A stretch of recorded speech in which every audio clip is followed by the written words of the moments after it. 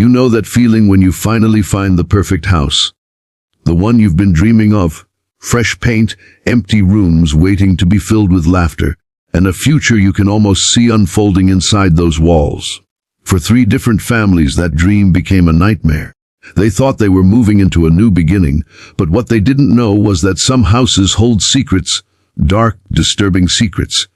These are their stories. The first family was Sarah, her husband Daniel, and their 7-year-old daughter Emily. They were young, hopeful, and excited about finally owning their first home after years of renting.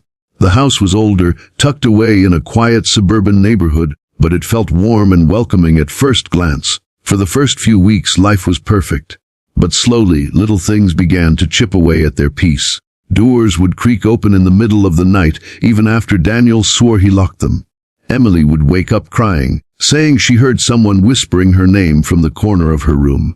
At first, Sarah thought it was just stress from the move. But one evening, as she was folding laundry upstairs, she heard heavy footsteps in the hallway. She assumed Daniel had come home early from work, until she looked outside and saw his car wasn't in the driveway. The footsteps grew louder, closer, until she was too afraid to even breathe. When Daniel finally returned home, Sarah was shaking and pale, clutching Emily in her arms. The truth hit them slowly and painfully. The house they dreamed of wasn't just old. It was alive with something that didn't want them there.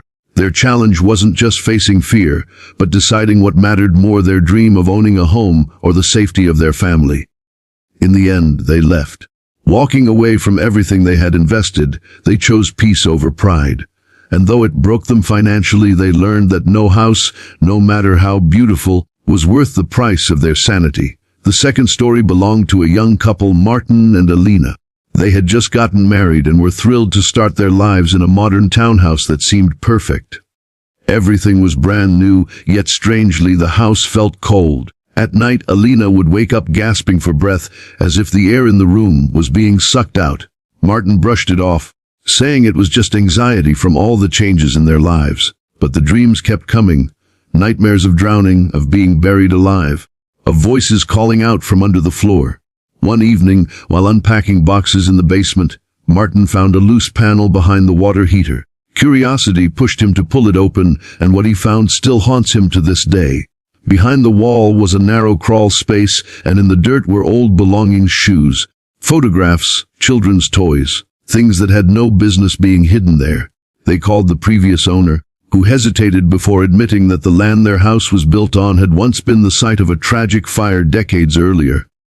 Entire families had perished, their remains never fully recovered. Alina broke down, realizing the dreams she had weren't just dreams, but echoes of lives cut short. Their challenge was facing the truth that their perfect home had been built over tragedy. But instead of running, they chose to honor the past. They placed candles and flowers in the crawl space, said prayers, and promised to keep the memory of those lost alive. And slowly, the suffocating presence lifted. Their story is a reminder that sometimes healing a house means acknowledging the pain it carries. The third and final story is perhaps the most disturbing. It happened to a single mother named Jessica and her teenage son Tyler. They moved into a cozy small home after years of hardship, finally hoping for stability. At first, everything seemed fine. But soon Tyler started acting strangely. He would spend hours in his room, talking to someone Jessica couldn't see. He became withdrawn, irritable, and at times violent, which was completely unlike him. Jessica was heartbroken, believing it was the stress of the move or perhaps teenage rebellion. But then she started hearing the voice too.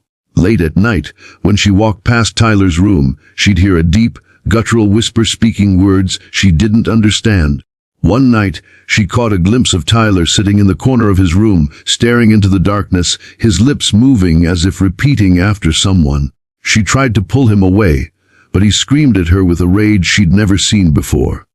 The real challenge wasn't the house itself, but the grip it had taken over her son. Desperate, Jessica reached out for help, from friends, from clergy, from anyone who would listen. With courage and relentless love, she fought for her son, praying, cleansing the house, and refusing to give up. Slowly, Tyler began to return to himself, though the shadows never completely disappeared from that home. Jessica eventually made the hardest decision of her life. She left everything behind, taking only what mattered, her child. She taught him, and herself, that no matter how dark the forces around you, love is stronger. These three families had one thing in common: they were searching for a new beginning, a place to belong. But what they found instead were houses that tested their courage, their faith, and their strength. The message is clear. Sometimes the walls around us carry the weight of what came before, and not every home is meant to be lived in.